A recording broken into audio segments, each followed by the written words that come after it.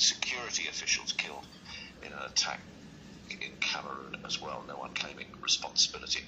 Let's speak now to someone who campaigns for the independence of southern Cameroon but doesn't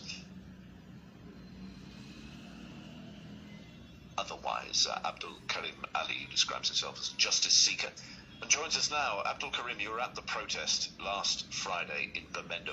Would you just mind telling us what happened? The protest had been called because a little girl had been shot by police. But what happened at the protest? Thank you for having me. Basically, what happened after shooting the young girl and killing her, the people decided to protest peacefully and express their frustration and anger. But instead of recognizing such peaceful protesters and appeasing them, the government of La République du Cameroon sent more troops to fire at the protesters. I was among the crowd myself. And did you see people hit? Do you know how many were actually killed? Yes, I cannot be certain for sure in the other parts of Bamenda, but right around me, I faced the bullets. So 7 people were shot, rushed to the hospital just nearby the environment, and one was confirmed dead minutes after. Now, that protest was triggered by an unfortunate death. Is ordinary political protest allowed at the moment in southern Cameroon? I mean, you believe in the principle of independence. Are you able to publish your opinions? Are you able to take to the street and sort of carry banners and placards? What's the situation like?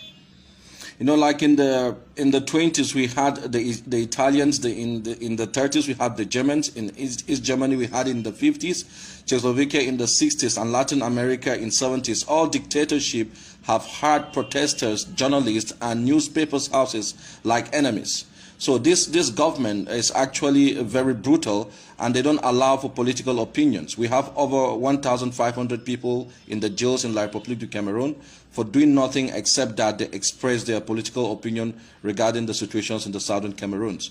So this is why even when our daughter is being killed, the oppressor would not allow us to mourn on the streets that we belong to.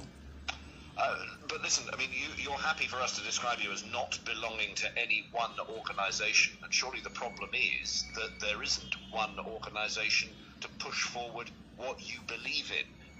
The movement is divided. There are arguments and disputes over tactics, and that plays into the hands of the people who oppose you.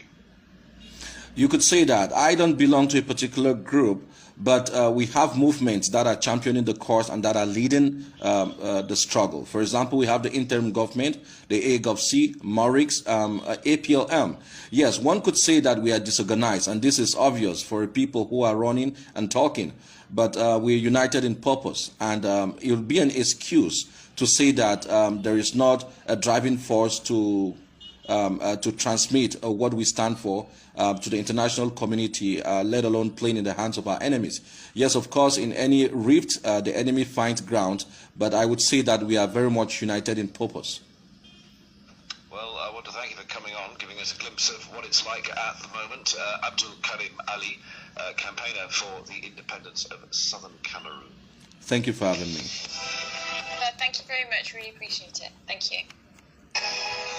In an exclusive interview with the BBC, the